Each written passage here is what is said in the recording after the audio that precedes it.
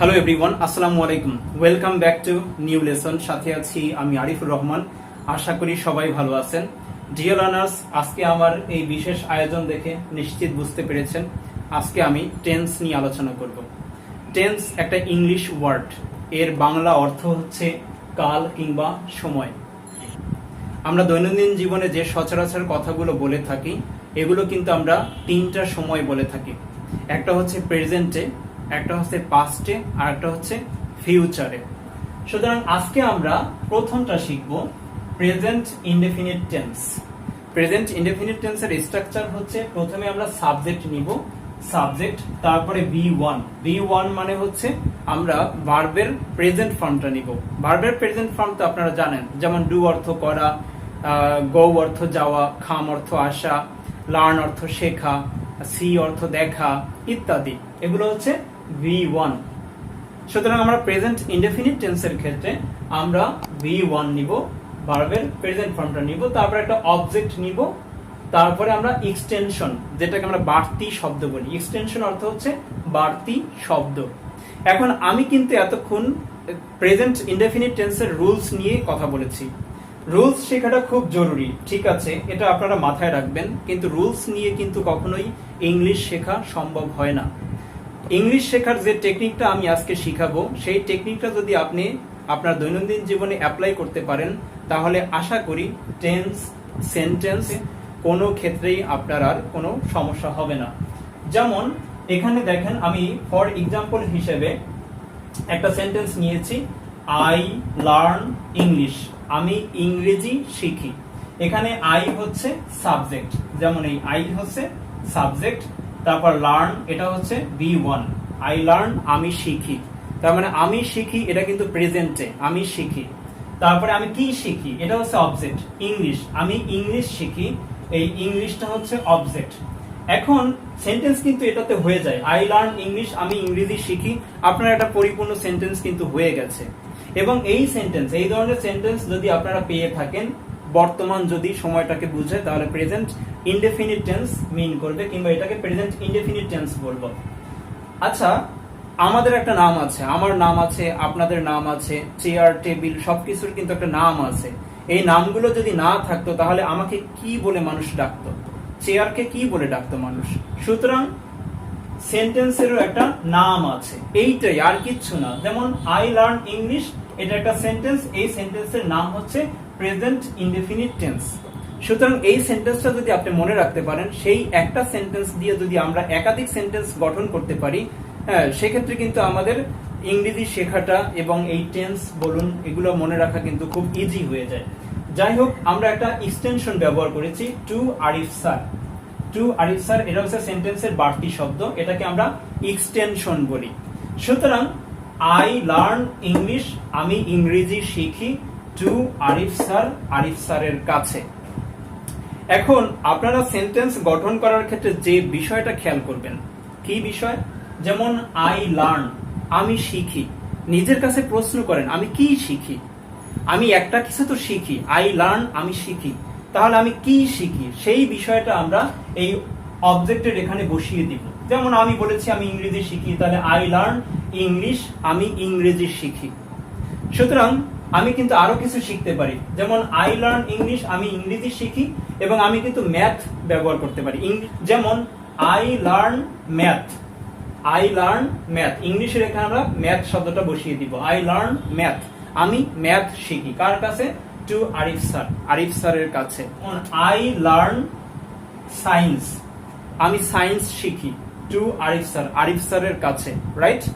এবারে আমি আরো একটা জিনিস শিখবো, সেটা হচ্ছে I learn BGS. BGS means Bangladesh and global studies, হ্যাঁ, যেটাকে আমরা সমাজ সাবজেক্ট হিসেবে চিনি।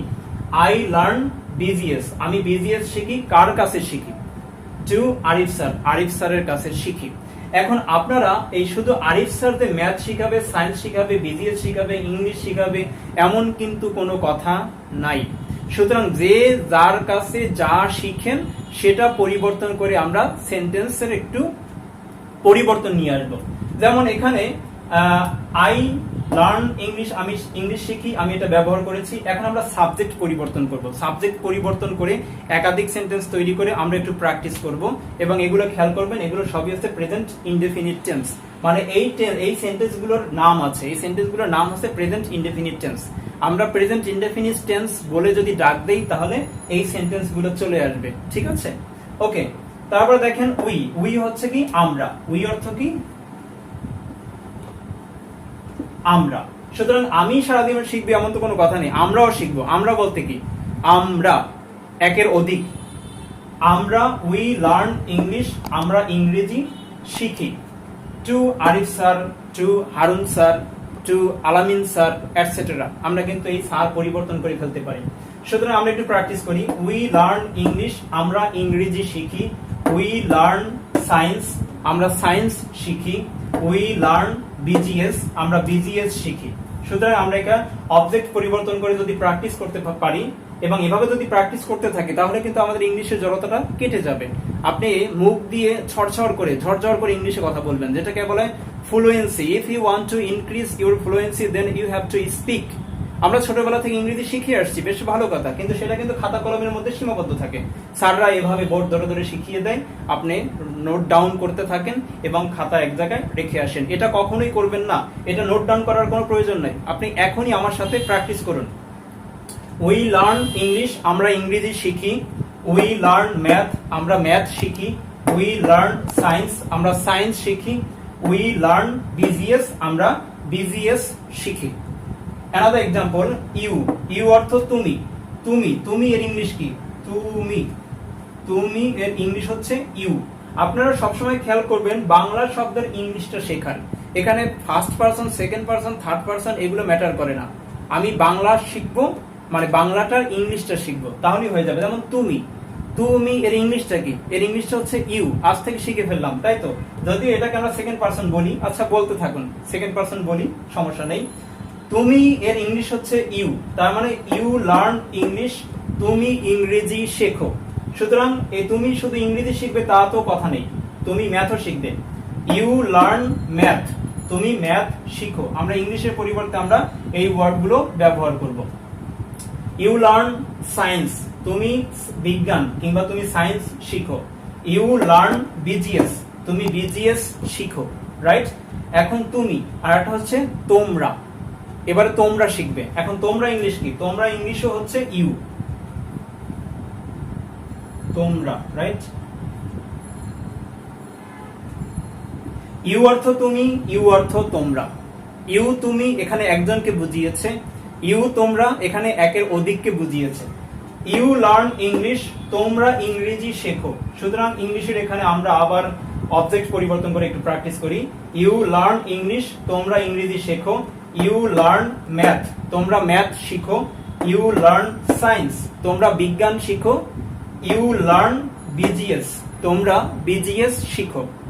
এবার দেখেন হি অর্থ সে।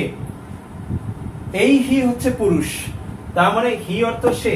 হি লার্নস, এতক্ষণ আমরা লার্ন শিখেছি, লার্ন, এখানে কিন্তু এস যোগ করেছি। এই যে দেখুন এস যোগ করেছি, হি ব্যবহার করেছি, হির পরে ভার্ব আছে, ভার্বের সাথে এস যোগ করেছি। তার মানে হি হচ্ছে, আমরা বলে থাকি, থার্ড পারসন এবং singular number. Third person singular number, এটা যদি মনে না রাখতে পারেন তাহলে এটা ধরে নিন যে হি হচ্ছে একটা সিঙ্গুলার সাবজেক্ট। হি হচ্ছে একটা সিঙ্গুলার সাবজেক্ট। এখানে আমি আরো একটা কথা বলে রাখি, কারণ আপনারা বলেই ফেলেছেন অলরেডি যে আইও হচ্ছে একটা সিঙ্গুলার সাবজেক্ট। তাহলে এখানে আমরা লার্নের সাথে এস কেন যোগ করলাম না? আই হচ্ছে আমরা ফার্স্ট পারসন ব্যবহার করে থাকি। আই এর সাথে কোনোদিনও লার্ন, আই যতই সিঙ্গুলার সাবজেক্ট হয়ে থাকুক না কেন, আই এর সাথে আমরা ভার্বের সাথে এস বা ইএস যোগ করব না। এবং আরো একটা কথা উল্লেখ থাকে, এই ইউ মানে তুমি, ইউ মানে তুমি, এই তুমিও তো সিঙ্গুলার সাবজেক্ট, তাহলে এখানেও কেন লার্নের সাথে এস যোগ করলাম না? সুতরাং এখানেও একটু মনে রাখতে হবে ইউ হচ্ছে সেকেন্ড পারসন, যার জন্য আমরা ইউর উপরে ভার্ব যদি বসাই তার সাথে এস অথবা ইএস যোগ করব না। শুধু এই দুইটা জিনিস একটু খেয়াল করুন। আই হচ্ছে সিঙ্গুলার সাবজেক্ট, এরপরে ভার্বের সাথে এস বা ইএস যোগ করব না, কারণ এটাকে বলি আমরা ফার্স্ট পারসন। এবং ইউ, এটা হচ্ছে একটা সিঙ্গুলার সাবজেক্ট তুমি, এটার ক্ষেত্রে আমরা ভার্বের সাথে এস বা ইএস যোগ করব না, কারণ এটাকে আমরা বলি সেকেন্ড পারসন। এই দুইটা জিনিস একটু মনে রাখুন, আই এবং ইউ বাদে এই পৃথিবীতে যত সিঙ্গুলার সাবজেক্ট যদি থাকে, মানে সাবজেক্টটা যদি আপনার কাছে সিঙ্গুলার মনে হয়, যে একা মনে হয়, তাহলে আমরা তার সাথে যখন ভার্ব বসাবো সেই ভার্বের সাথে এস অথবা ইএস যোগ করব। এস বা ইএস কেন যোগ করি? কিছু কিছু ভার্ব আছে তার সাথে এস যোগ হয়, আবার কিছু কিছু ভার্ব আছে যার সাথে ইএস যোগ করতে হয়। এই জন্য একসাথে বলে যে সাবজেক্ট থার্ড পারসন সিঙ্গুলার হলে ভার্বের সাথে এস অথবা ইএস যোগ করি, রাইট? সুতরাং হি লার্নস ইংলিশ, সে ইংরেজি শেখে। সুতরাং হি যদি থাকে তার সাথে ভার্ব থাকলে তার সাথে এস অথবা ইএস বসিয়ে দিব। হি লার্নস ইংলিশ, সে ইংরেজি শেখে। আশা করি এই কনফিউশন দূর হয়েছে এবং এরপর থেকে আর কোনো রকম প্রবলেম থাকবে না। হি লার্নস ইংলিশ, সে ইংরেজি শেখে। হি লার্নস ম্যাথ, সে ম্যাথ শিখে। হি লার্নস সায়েন্স, সে সায়েন্স শিখে। হি লার্নস বিজিএস, সে বিজিএস শেখে, রাইট? এরপরে আমরা আবার আরেকটা সেন্টেন্স দিয়ে একটু প্র্যাকটিস করি, সেটা হচ্ছে শি। এই শি হচ্ছে মেয়ে অথবা স্ত্রী অথবা মহিলা যাদেরকে আমরা বলি। সুতরাং এদেরকে আমরা শি বলে থাকি। শি অর্থ সে। সুতরাং শির পরেও কিন্তু ভার্বের সাথে এস যোগ করেছি, কারণ এই শি এটাও কিন্তু থার্ড পারসন সিঙ্গুলার নাম্বার কিংবা সিঙ্গুলার সাবজেক্ট, আই এবং ইউ বাদে সিঙ্গুলার সাবজেক্ট, যার জন্য শি লার্নস ইংলিশ, সে ইংরেজি শেখে।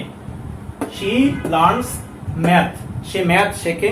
শি লার্নস সায়েন্স, সে সায়েন্স শেখে কিংবা সে বিজ্ঞান শেখে। শি লার্নস বিজিএস, সে বিজিএস শেখে। ওকে, এবার আছে দে। দে অর্থ তারা, দে অর্থ তারা। সুতরাং তারা ইংরেজি শেখে, তারা অথবা তাহারা, যে যেভাবেই বলেন না কেন।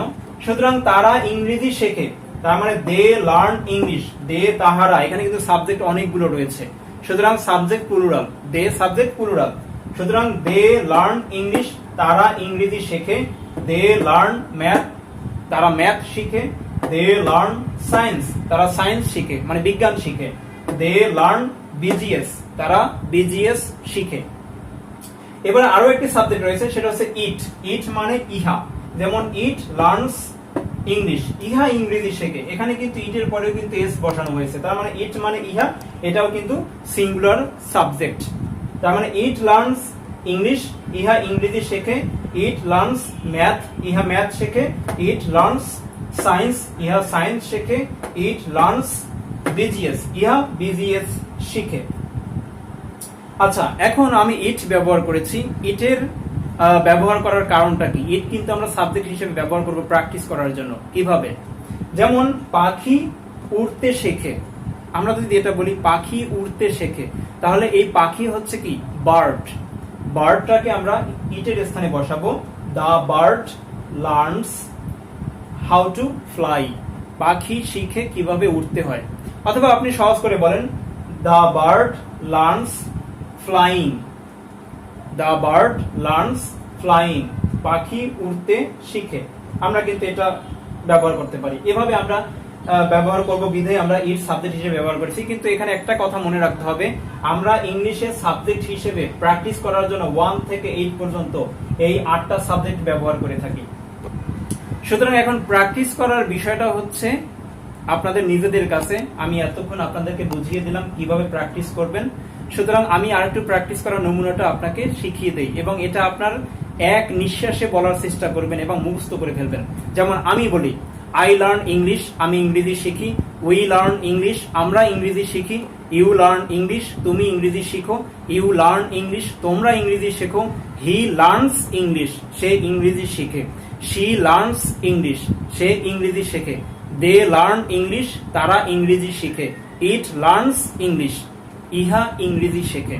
সুতরাং এখানে খেয়াল করতে হবে, এখানে হি এবং শি এবং ইট এই 3টা সাবজেক্টের পরে আমরা ভার্বের সাথে এস যোগ করেছি এবং অন্যান্য ভার্ব অনুযায়ী ইএস যোগ হতে পারে। সুতরাং আপনাদের প্র্যাকটিস করার বিষয় হচ্ছে এভাবে সাবজেক্টগুলো পরিবর্তন করবেন এবং এভাবে অবজেক্টগুলো পরিবর্তন করবেন এবং সাবজেক্ট অনুযায়ী ভার্বের পরিবর্তন আসবে এস এবং ইএস এর ক্ষেত্রে। সুতরাং আশা করি আপনাদের কাছে বিষয়টা পরিষ্কার এবং এই ধরনের সেন্টেন্সগুলোকে আমরা প্রেজেন্ট ইনডেফিনিট টেন্স হিসেবে চিনব। এখানে কিন্তু আমরা ল্যাঙ্গুয়েজও বসাতে পারি, language, LAN GUAGE language. Language অর্থ ভাষা। তাহলে আমি ভাষা শিখি, আই লার্ন ল্যাঙ্গুয়েজ। আমরা ভাষা শিখি, উই লার্ন ল্যাঙ্গুয়েজ। তুমি ভাষা শেখো, ইউ লার্ন ল্যাঙ্গুয়েজ। তোমরা ভাষা শেখো, ইউ লার্ন ল্যাঙ্গুয়েজ। সে ভাষা শেখে, হি লার্নস ল্যাঙ্গুয়েজ। সে ভাষা শেখে, শি লার্নস ল্যাঙ্গুয়েজ। তারা ভাষা শেখে, দে লার্ন ল্যাঙ্গুয়েজ। ইহা ভাষা শেখে, ইট লার্নস ল্যাঙ্গুয়েজ। সুতরাং এভাবে আমরা বাসায় বসে প্র্যাকটিস করব, তাহলে আমাদের ফ্লুয়েন্সি আসবে, মুখের জড়তা কাটবে। ওকে ডিয়ার লার্নার্স, আশা করি আজকের এই লেসনটা সম্পর্কে একটা পরিপূর্ণ ধারণা পেয়েছেন। সাথে থাকার জন্য সবাইকে অসংখ্য ধন্যবাদ। এখন আমরা শিখব নন ভার্ব দিয়ে আমরা কিভাবে প্রেজেন্ট ইনডেফিনিট টেন্স গঠন করতে হয় সেই বিষয়টা। সাধারণত ভার্ব কাকে বলে? যে সকল শব্দ দ্বারা কোনো কাজ করা বোঝায় তাকে ভার্ব বলে। যে সকল শব্দ দ্বারা কোনো কাজ করা বোঝায় না তাকে নন ভার্ব বলে। সুতরাং আমরা সাবজেক্টের সাথে সরাসরি ভার্ব বসিয়ে এতক্ষণ প্রেজেন্ট ইনডেফিনিট টেন্স শিখেছি। এখন আমরা সাবজেক্টের সাথে সরাসরি ভার্ব ব্যবহার না করে আমরা অক্সিলিয়ারি ভার্ব ব্যবহার করে তারপরে প্রেজেন্ট ইনডেফিনিট টেন্স শিখবো, কারণ এটাকেও আমরা প্রেজেন্ট ইনডেফিনিট টেন্স বলে থাকি। কারণ এই যে এখানে যে সেন্টেন্স গুলো ব্যবহার করেছি, এই সেন্টেন্স গুলোর নামও কিন্তু প্রেজেন্ট ইনডেফিনিট টেন্স। এটার সাথে সাবজেক্ট, সাবজেক্টের পরে সাবজেক্ট অনুযায়ী এম, ইজ, আর এবং অবজেক্ট ব্যবহার করব। এখানে যে সেন্টেন্স গুলো ব্যবহার করছি সেই সেন্টেন্স গুলো হচ্ছে প্রেজেন্ট ইনডেফিনিট টেন্স এবং এর গঠন প্রণালী হচ্ছে প্রথমে আমরা সাবজেক্ট ব্যবহার করব। সাবজেক্ট সেন্টেন্সের শুরুতে থাকে, যাকে আমরা কর্তা বলে থাকি, এবং সাবজেক্ট অনুযায়ী এম, ইজ, আর বসবে এবং তারপরে অবজেক্ট ব্যবহার করব। সুতরাং আমরা একটু এক্সাম্পল সেন্টেন্স গুলোর দিকে খেয়াল করি, তাহলে বিষয়টা আমাদের কাছে একটু পরিষ্কার হয়ে যাবে। যেমন আই এম আ স্টুডেন্ট, আমি একজন ছাত্র। এখানে আই হচ্ছে ফার্স্ট পারসন এবং আই এর পরে আমরা এম ব্যবহার করব। সুতরাং আই কিন্তু এখানে সিঙ্গুলার সাবজেক্ট। সিঙ্গুলার সাবজেক্ট হলেও আমরা এম ব্যবহার করব, কারণ আই হচ্ছে ফার্স্ট পারসন, যার জন্য আই এম আ স্টুডেন্ট, আমি একজন ছাত্র কিংবা আমি একজন শিক্ষার্থী। আবার another example, we are students, আমরা শিক্ষার্থীরা। আমরা শিক্ষার্থীরা, এখানে কিন্তু স্টুডেন্ট ব্যবহার করেছি, কারণ এখানে স্টুডেন্ট হচ্ছে আই, তার মানে স্টুডেন্ট হচ্ছে একজন, এবং এখানে কিন্তু স্টুডেন্টস ব্যবহার করেছি, স্টুডেন্টের সাথে এস যোগ করেছি, কারণ এখানে সাবজেক্ট কিন্তু প্লুরাল, উই। সাবজেক্ট যখন প্লুরাল থাকবে তখন কিন্তু আমরা অবজেক্টটাকেও প্লুরাল ব্যবহার করব, এবং সেই অবজেক্টটা যদি কাউন্টেবল হয়ে থাকে। যেমন উই আর স্টুডেন্টস, আমরা শিক্ষার্থীরা। উই অর্থ আমরা, সুতরাং আমরা মানে কি? Subject plural. সাবজেক্ট যদি প্লুরাল থাকে তাহলে আমরা অক্সিলিয়ারি ভার্ব আর ব্যবহার করব, এটা আমাদের সবসময় মনে রাখতে হবে। এবং ইউ, ইউ মানে হচ্ছে তুমি। ইউ অর্থ কি? আমরা এর আগে শিখেছি, ইউ অর্থ তুমি। ইউ আর আ স্টুডেন্ট, এখানে দেখেন ইউ মানে তুমি, সাবজেক্ট সিঙ্গুলার, যার জন্য এখানে কিন্তু এ ব্যবহার করেছি, আর্টিকেল এ ব্যবহার করেছি, এবং এখানে স্টুডেন্টের সাথে কিন্তু আমি এস যোগ করিনি। সুতরাং সাবজেক্ট যদি সিঙ্গুলার থাকে তাহলে আমরা এ ব্যবহার করব এবং অবজেক্টের সাথে এস যোগ করব না। সুতরাং ইউ আর আ স্টুডেন্ট, তুমি একজন শিক্ষার্থী কিংবা তুমি একজন ছাত্র। এবারে পরে আবার ইউ ব্যবহার করেছি, পরে আমরা ইউ ব্যবহার করেছি, ইউ মানে তোমরা। ইউ অর্থ তোমরা, এখানে তোমরা মানে কি? সাবজেক্ট প্লুরাল, যার জন্য ইউ আর স্টুডেন্টস, এখানে স্টুডেন্টের সাথে কিন্তু এস হয়ে গেছে, ইউ আর স্টুডেন্টস। সুতরাং তোমরা শিক্ষার্থীরা। এবং হি, এরপরে 5 নাম্বার সেন্টেন্স হচ্ছে হি ইজ আ স্টুডেন্ট, কারণ আমরা দেখতে পাচ্ছি এখানে সাবজেক্ট হচ্ছে হি এবং হি অর্থ সে, এবং এই সে হচ্ছে সিঙ্গুলার সাবজেক্ট, যার জন্য হির পরে ইজ বসেছে, তারপরে এ বসেছে, তারপরে স্টুডেন্ট। স্টুডেন্টের সাথে আমরা এস যোগ করিনি। হি ইজ আ স্টুডেন্ট, সে একজন শিক্ষার্থী। ঠিক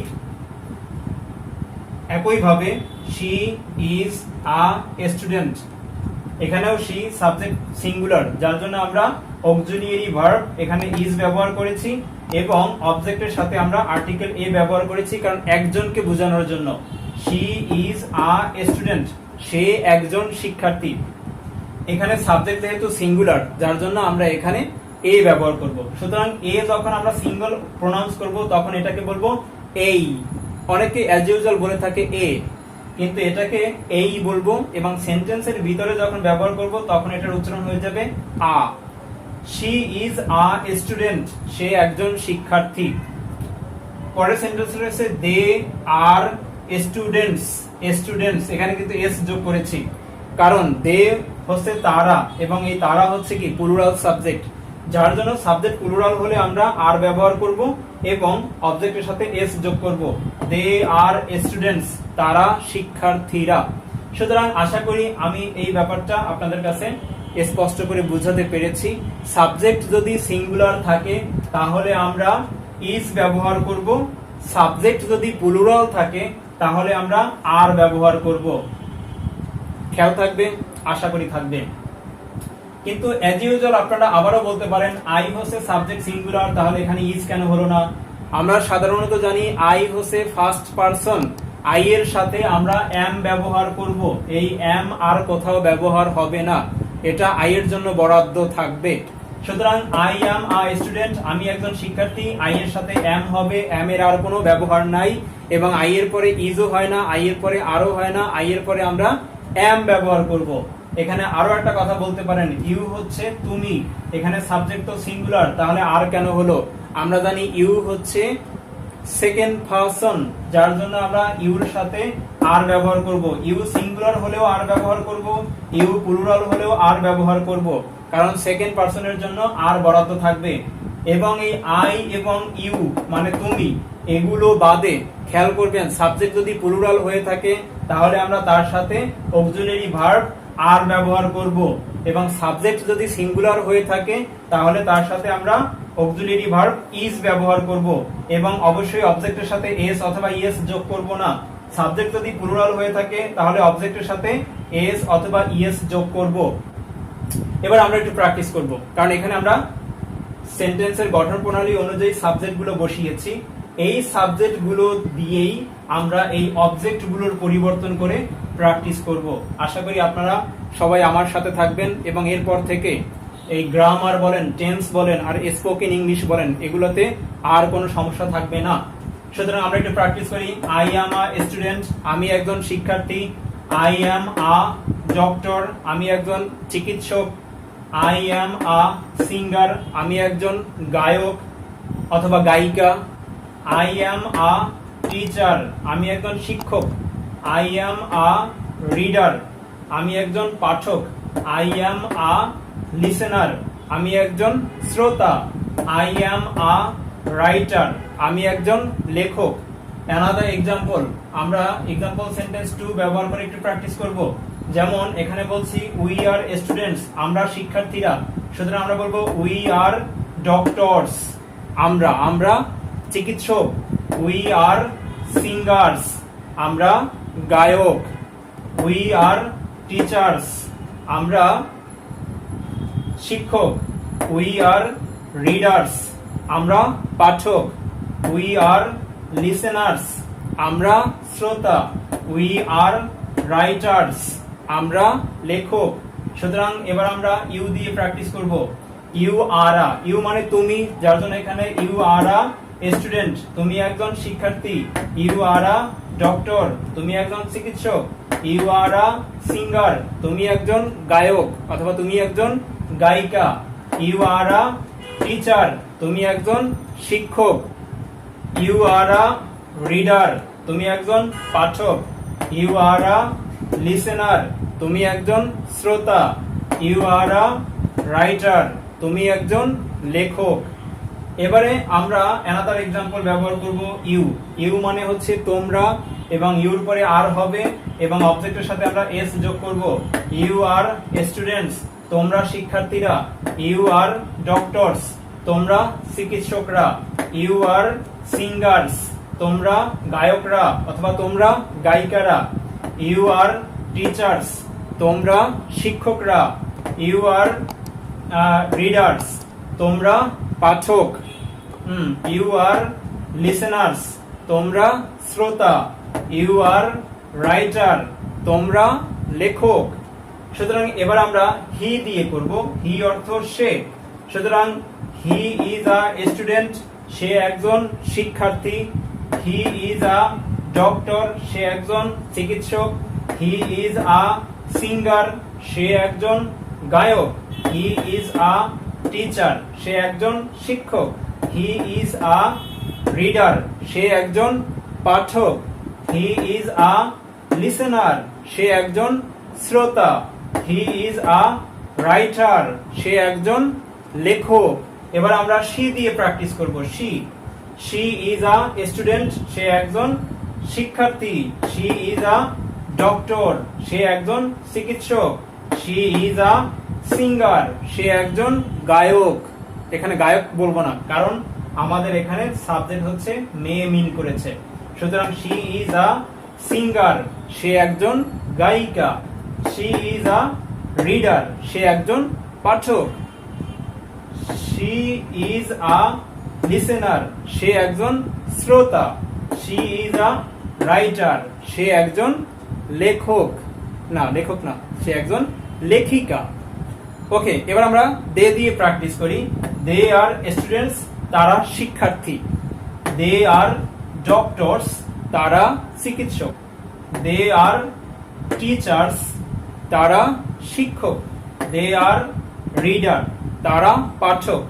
দে আর লিসেনার্স, তারা শ্রোতা। দে আর রাইটার্স, তারা লেখক। ডিয়ার ভিউয়ার্স, আশা করি আজকের এই লেসনটি সম্পর্কে আপনারা একটা পরিপূর্ণ ধারণা পেয়েছেন। এই স্ট্রাকচার অনুযায়ী যে সেন্টেন্সগুলো হবে, এই সেন্টেন্সগুলোকে আমরা প্রেজেন্ট ইনডেফিনিট টেন্স বলে থাকব। এবং আপনাদের এখন কাজ হচ্ছে এভাবে সাবজেক্ট পরিবর্তন করে এবং সাবজেক্ট অনুযায়ী অ্যাম, ইজ এবং আর ব্যবহার করে এই অবজেক্টগুলোর পরিবর্তন করে প্র্যাকটিস করা। আশা করি আজকের লেসনটা আপনাদের কাছে অনেকটাই ফ্রুটফুল হয়েছে এবং আমি এটাও আশা করি আপনারা অবশ্যই বাসায় বসে প্র্যাকটিস করবেন। এভাবে যদি আপনারা আমার চ্যানেলটি সাবস্ক্রাইব করে সাথেই থাকেন এবং আমার এই লেসনগুলো যদি প্রতিনিয়ত ফলো করতে থাকেন এবং আমার ডিরেকশন অনুযায়ী যদি আপনারা প্র্যাকটিস করতে থাকেন, আশা করি এরপর থেকে কোনো কোচিং সেন্টারের দ্বারস্থ হতে হবে না। আপনি বাসায় বসে মাত্র ইন্টারনেট ব্যবহার করে এবং একটি মাত্র মোবাইল ফোন কিংবা একটি মাত্র ইলেকট্রিক ডিভাইস ব্যবহার করে বাসায় বসেই কিন্তু আপনি স্পোকেনের কোর্স শিখে নিতে পারেন।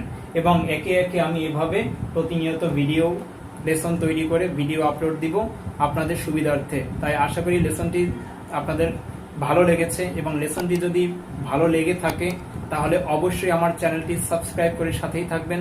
পরবর্তীতে আবারও দেখা হবে নতুন লেসন নিয়ে। সে পর্যন্ত ভালো থাকবেন সবাই। আল্লাহ হাফেজ।